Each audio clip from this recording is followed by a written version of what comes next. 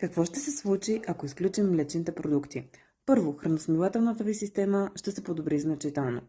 Със сигурност признаци като подуване, запек и всичките тези неприятни храносмилателни проблеми ще изчезнат.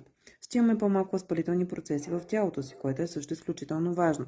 Ако имаме хормонални проблеми, също това спиране на млечните продукти определено ще може да подобри нашето цялостно състояние. При акне и кожни заболявания, повярвайте ми, това е едно от първите неща, които се прави и е много вероятно всичките ви пъпки и проблеми с кожата да изчезнат. Защото, както знаеме, непоносимостта към лактоза води точно до тези проблеми.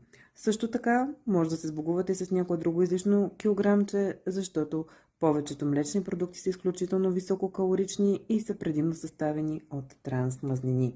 Така че, вие решавате дали да изключите млечните продукти или да продължавате да ги консумирате.